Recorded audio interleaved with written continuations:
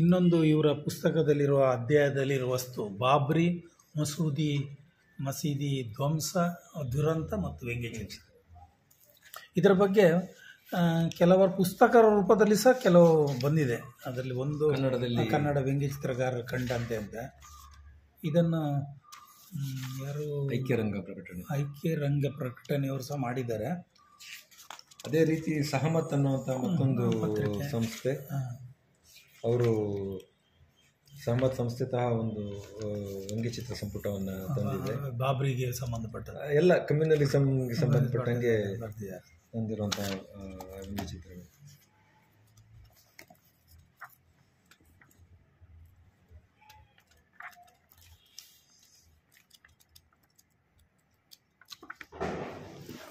ನಮಗೆ ತಿಳಿದ ಹಾಗೆ ಬಾಬ್ರಿ ಮಸೀದಿ ಭಾಳಷ್ಟು ಚಾಲನೆಯಲ್ಲಿ ಇದ್ದಂತಹ ಚರ್ಚಾಸ್ಪದ ವಿಷಯ. ಬಹುಶಃ ಈಗಲೂ ಅದರ ಚರ್ಚೆ ಮತ್ತು ಅದರ ದುರಂತದ ಪಳೆಯುಳಿಕೆಗಳು ಈಗಲೂ ನಾವು ಉಳ್ಕೊಂಡು ಬಂದಿವೆ.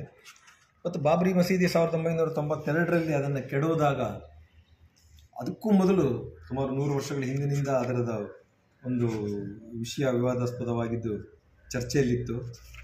ಆದರೆ ಅದನ್ನು 92ರಲ್ಲಿ ಅದನ್ನು ಪೂರ್ತಿ ಸಂಪೂರ್ಣವಾಗಿ ನೆಲಸಮ ಮಾಡಿ ಈಗ ಅಲ್ಲಿ ಹೊಸ ರಾಮ ಮಂದಿರ ಕಟ್ಟಿರುವಂಥದ್ದು ತಮಗೆಲ್ಲ ತಿಳಿದಿರುವಂತಹ ವಿಷಯವೇ ಆಗಿದೆ. ಆ ವಿಷಯ ಕುರಿತಂತೆ ಭಾಳಷ್ಟು ವ್ಯಂಗ್ಯಚಿತ್ರಗಳು ಪ್ರಕಟ ಆಗಿವೆ. ಅದನ್ನು ಕೆಡುವುದಾಗ ಇಲ್ಲೊಂದು ಉದಾಹರಣೆಗೆ ಇರ್ಫಾನ್ ಬರೆದಿರುವಂಥ ವ್ಯಂಗ್ಯಚಿತ್ರ ಮಿಲಿ ಗೆಜೆಟಲ್ಲಿ 2001ರಲ್ಲಿ ಪ್ರಕಟ ಆಗಿದೆ. ಅಲ್ಲಿ ಮುರಳಿ ಮನೋಹರ್ ಜೋಶಿ ಮತ್ತು LK ಅದ್ವಾನಿ ಅವರು ಹೇಳ್ತಿದ್ದಾರೆ, ಬಾಬ್ರಿ ಮಸೀದಿ ಅದು ಬಾಬ್ರಿ ಅನ್ನೋಂಥದ್ದು ಮಸೀದಿ ಮಾತ್ರ ಅಲ್ಲ, ಅದು ನಾವು ಬಾಬರ್ ಮೇಲಿನ ವಿಜಯದ ಸಂಕೇತ ಅಂತೇಳಿ ಹೇಳಿದ್ದಾರೆ. ಆವಾಗ ಜೋಶಿ ಹೇಳಿದ್ದು ಮತ್ತು ಈಗ ಅದು ನಮ್ಮದಾಗಿದೆ, ನಮ್ಮ ಗೆಲುವು ಅಂತೇಳಿ ಹೇಳ್ತಾ ಇರುವಂಥದ್ದು. ಈ ರೀತಿ ಅದರ ಚಾರಿತ್ರಿಕ ವಿವಾದದ ಬಗ್ಗೆ ನಾನೇನು ಚರ್ಚೆ ಈಗ ಮಾಡಲಿಕ್ಕೆ ಹೋಗ್ತಾ ಇಲ್ಲ. ಆದರೆ ಆ ಹಿನ್ನೆಲೆಯಲ್ಲಿ ಒಂದು ರೂಪುಗೊಂಡಂತಹ ಮತ್ತು ಪ್ರಕಟಗೊಂಡಂತಹ ವ್ಯಂಗ್ಯಚಿತ್ರಗಳ ಬಗ್ಗೆ ನಾವು ಇಲ್ಲಿ ನಿಮಗೆ ಸಂಕ್ಷಿಪ್ತವಾಗಿ ಹೇಳಲಿಕ್ಕೆ ಬಯಸ್ತೇನೆ. ಇದು 92ರಲ್ಲಿ ಮಸೀದಿ ಕೆಡುವುದರು. ಆ ನಂತರ ಗೋವಿಂದ್ ಅನ್ನುವಂಥವರು ರಾಷ್ಟ್ರೀಯ ಸಹಾರಾ ಪತ್ರಿಕೆಯಲ್ಲಿ ಪ್ರಕಟ ಆದ ವ್ಯಂಗ್ಯಚಿತ್ರ. ಇಲ್ಲಿ ಹಿಂದೂ ರಾಷ್ಟ್ರ ಅನ್ನುವಂಥ ಪರಿಕಲ್ಪನೆ ಬಹುಶಃ ಭಾರತದಲ್ಲಿ ಹೆಚ್ಚು ಸದೃಢವಾಗಿದ್ದು ಬಾಬ್ರಿ ಮಸೀದಿ ಕೆಡವಿದ ನಂತರನೇ ಅಂತ ಹೇಳ್ಬೋದು. ಅದನ್ನು ಸೂಚಿಸುವಂತಹ ವ್ಯಂಗ್ಯಚಿತ್ರ. ಇಲ್ಲಿ ಅದ್ವಾನಿ ಮೊಟ್ಟೆಗೆ ಕಾವು ಕೊಡ್ತಾ ಇದ್ದಾರೆ. ಆದರೆ ಅವ್ರ ಕಣ್ಣಿಗೆ ಕಾಣ್ತಾ ಇರುವಂಥದ್ದು ಅದರ ಪುಟ್ಟ ರೆಕ್ಕೆ, ಹಿಂಬದಿಯಲ್ಲಿ ರಕ್ಕಸ ಕಾಲು ಬರ್ತಾ ಇರುವಂಥದ್ದು ಅವರ ಅರಿವಿಗೆ ಬಂದಿಲ್ಲ ಅನ್ನುವಂಥದ್ದನ್ನು ತೋರಿಸುವಂತಹ ವ್ಯಂಗ್ಯಚಿತ್ರ. ಇಲ್ಲಿ ಅದೇ ರೀತಿ 92ರಲ್ಲಿ ಒಂದು ರೀತಿ ಒಂದು ಹಿಂದೂ ವೋಟ್ ಬ್ಯಾಂಕನ್ನು ಪಡೀಲಿಕ್ಕೆ, ಅದನ್ನು ವಶಪಡಿಸ್ಕೊಳ್ಳಿಕ್ಕೆ ಮಾಡಿದಂತಹ ಪ್ರಯತ್ನ ಅನ್ನುವಂಥದ್ದನ್ನು ತೋರಿಸುವಂಥ ಒಂದು ರಾಜೇಂದ್ರ ಅವರ ವ್ಯಂಗ್ಯಚಿತ್ರ ಜನಸತ್ತ. ಹಿಂದೂ ವೋಟ್ ಬ್ಯಾಂಕ್ ಅವ್ಯವಹಾರ ಆಗಿದೆ, ಅದನ್ನು ಇಟ್ಕೊಂಡು ಹೋಗ್ತಾ ಇದ್ದಾರೆ. ಈ ರೀತಿ ಹಲವಾರು ಈ ರೀತಿ ದುರಂತಗಳಿಗೆ ಸಹ ಕಾರಣ ಆಗಿದ್ದು, ಎಷ್ಟರ ಮಟ್ಟಿಗೆ ಯಾವ ರೀತಿಯಲ್ಲಿ ಅದು ಸರಿ ತಪ್ಪು ಅನ್ನೋಂಥದ್ದನ್ನು ನಾನೇನು ಅದ್ರ ಬಗ್ಗೆ ಚರ್ಚೆ ಮಾಡ್ಲಿಕ್ಕೆ ಹೋಗ್ತಾ ಇಲ್ಲ. ಅದರ ಶ್ರೀರಾಮ ಮಂದಿರ ಆದಮೇಲೆ ವ್ಯಂಗ್ಯಚಿತ್ರಗಳು ಬಂದಿಲ್ವಾ ಅಂತ ಬಂದಿವೆ ಅದ್ರ ಬಗ್ಗೆ ಸಹ ಬಂದಿವೆ. ಆದರೆ ಈಗ ಏನಾಗಿದೆ, ವ್ಯಂಗ್ಯಚಿತ್ರಗಳಿಗೆ ಮತ್ತು ಅವುಗಳ ಪ್ರಕಟಣೆಗಳಿಗೆ ಮೊದಲಿನಷ್ಟು ಸ್ವಾತಂತ್ರ್ಯ ಇಲ್ಲ.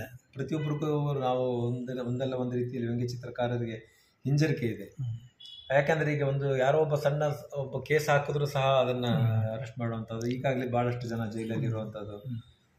ಅಭಿವ್ಯಕ್ತಿ ಸ್ವಾತಂತ್ರ್ಯ ಬಗ್ಗೆ ಮತ್ತೊಂದು ಪ್ರತ್ಯೇಕ ಲೇಖನ ಇದೆ, ಅದ್ರ ಬಗ್ಗೆ ಮತ್ತೆ ಮುಂದೆ ಮಾತಾಡೋಣ.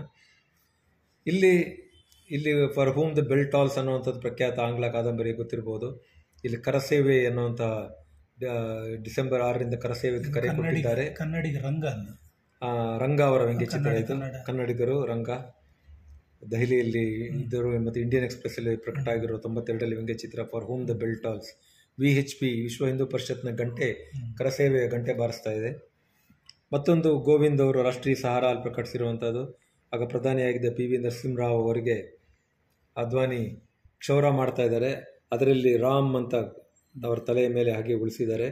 ಬಡೇ ಮಾಲಿಕ ಹುಕುಂ ಹೇರ್ ಕಟ್ ಮಾಡಿದ್ದೀನಿ ಅಂತ ಹೇಳುವಂಥದ್ದು ವ್ಯಂಗ್ಯಚಿತ್ರ ಇದು. ಮತ್ತು ಆಗ LK ಅದ್ವಾನಿ ಮತ್ತು ನರಸಿಂಹರಾವ್ ನಡುವೆ ಒಂದು ರೀತಿಯಲ್ಲಿ ನರಸಿಂಹರಾವ್ ಪ್ರಧಾನಿಯಾಗಿ ವಿರೋಧ ಮಾಡ್ತಿದ್ರು. LK ಅದ್ವಾನಿ ಅದನ್ನು ಕೆಡವಬೇಕು ಅಂತ ಇದು ಮಾಡಿರೋದು, ರಥಯಾತ್ರೆ ಮಾಡಲಿಕ್ಕೆ ಸಿದ್ಧರಾಗ್ತಾ ಇದ್ರು. ಹೊರಗಡೆ ಅವರ ಮೇಲ್ನೋಟಕ್ಕೆ ಇಬ್ರು ಸಹ ಒಂದು ವಿರೋಧ ವ್ಯಕ್ತಪಡಿಸ್ತಾ ಇದ್ರು, ಕೆಳಗಡೆ ಕೈ ಕುಲುಕ್ತಾ ಇರುವಂತ ಅದನ್ನು ತೋರಿಸುವಂತ ರಾಜೇಂದ್ರ ಪುರಿ ದ ಸ್ಟೇಟ್ಮೆನ್ ಪತ್ರಿಕೆಯಲ್ಲಿ ಪ್ರಕಟವಾದಂತಹ ವ್ಯಂಗ್ಯಚಿತ್ರ 1992ರಲ್ಲಿ. ಪ್ರಧಾನಿಯಾಗಿದ್ದಂತಹ ಇವರು ನರಸಿಂಹರಾವ್ ಅದನ್ನು ಒಂದು ರೀತಿಯಲ್ಲಿ ಹೊರಗಡೆ ಅದನ್ನ ವಿರೋಧ ವ್ಯಕ್ತಪಡಿಸ್ತಾ ಇದ್ರು ಅವರ ಒಲವು ಹಿಂದೂ ರಾಷ್ಟ್ರದ ಕಡೆಗೆ ಇದೆ ಅನ್ನುವಂಥದ್ದನ್ನು ತೋರಿಸುವಂಥ ರಾಜೇಂದ್ರ ಪುರಿ ಅಂತ ವ್ಯಂಗ್ಯಚಿತ್ರ ಬೇಸಿಕ್ ಇನ್ಸ್ಟಿಂಕ್ಟ್ ಅನ್ನೋಂಥ ಸಿನಿಮಾ ಪ್ರಖ್ಯಾತ ಆಗಿತ್ತು. ಅದೇ ಶೀರ್ಷಿಕೆಯಲ್ಲಿ ನರಸಿಂಹರಾವ್ ಹೇಗೆ ಹಿಂದೂ ರಾಷ್ಟ್ರದ ಕಡೆಗೆ ವಾಲ್ತಾ ಇದ್ದಾರೆ ಅನ್ನೋಂಥ ತೋರಿಸೋ ವ್ಯಂಗ್ಯಚಿತ್ರ. ಇಲ್ಲಿ ಡೆಕ್ಕನ್ ಹೆರಾಲ್ಡಲ್ಲಿ ಬಿ ವಿ ರಾಮಮೂರ್ತಿ ಅವರ ವ್ಯಂಗ್ಯಚಿತ್ರ ಕಾಟನ್ ಬೌಲ್ಡ್, ಅರ್ಜುನ್ ಸಿಂಗ್ ಮತ್ತು ಅವರ ವ್ಯಂಗ್ಯಚಿತ್ರ ಇದು ಆ ಸಮಯದಲ್ಲಿ. ಅದೇ ರೀತಿ ನರಸಿಂಹರಾವ್ ಅವರು ಉತ್ತಮ ರಚನೆಗೆ ಸದೃಢ ತಳಪಾಯ ಅತ್ಯವಶ್ಯಕ, ರಾಷ್ಟ್ರೀಯ ಸಹಾರ, ಅವರು ಗೋವಿಂದ ಆ ಡಿಸೆಂಬರಲ್ಲಿ ಪ್ರಕಟ ಆಗಿರುವಂತಹ ವ್ಯಂಗ್ಯಚಿತ್ರ. ಬರೇ ಗುಂಬಜ್ ಹೊಡೆದಿದ್ದಾರಷ್ಟೇ, ಏನೂ ಆಗಿಲ್ಲ ಅಂದರೂ ಸಹ ಕೆಡುತ್ತಾ ಇದ್ದರೂ ಬಹಳ ನಿರ್ಲಿಪ್ತರಾಗಿ ಆರಾಮಾಗಿ ಇದ್ದಾರೆ ಪ್ರಧಾನಿಗಳು.